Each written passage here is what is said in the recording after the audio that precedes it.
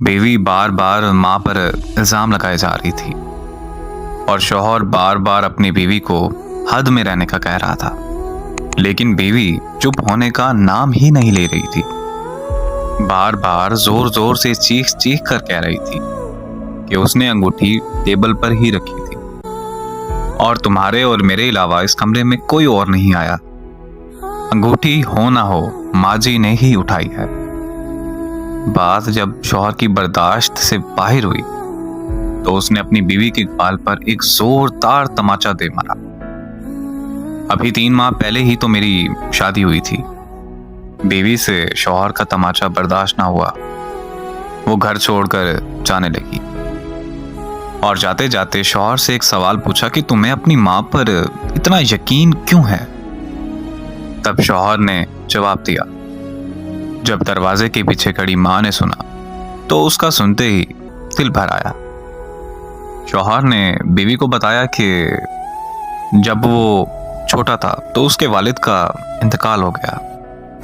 मेरी माँ मोहल्ले के घरों में झाड़ू पोछा लगाकर जो कमा पाती थी उससे सिर्फ एक वक्त का खाना ही आता था। माँ एक प्लेट में मुझे रोटी देती थी और खाली टोकरी ढक कर रख देती थी। मैं भी हमेशा आधी रोटी खाकर कह देता था कि माँ मेरा पेट भर गया है, मुझे और नहीं खाना। माँ ने मुझे मेरी झूठी आधी रोटी खाकर मुझे पाला पोसा और बड़ा किया। आज मैं 2 रोटी कमाने के काबिल क्या हुआ हूं, लेकिन मैं ये कैसे भूल सकता हूं कि माँ ने उम्र के इस हिस्से पर अपनी ख्वाहिशात को मारा है। वो माँ आज उम्र के इस हिस्से पर अंगूठी की कैसे भूखी होगी, ये तो मैं कभी सोच भी नहीं सकता। तुम तो 3 माह से मेरे साथ हो। मैंने तो माँ की तपस्या को गुज़िश्ता 25 सालों से देखा है। ये सुनकर माँ की आंखों से आंसू छलक उठे। वो समझ नहीं पा रही थी कि बेटा इसकी आधी रोटी का कर्ज चुका रहा है या वो बेटे की आधी रोटी का कर्ज।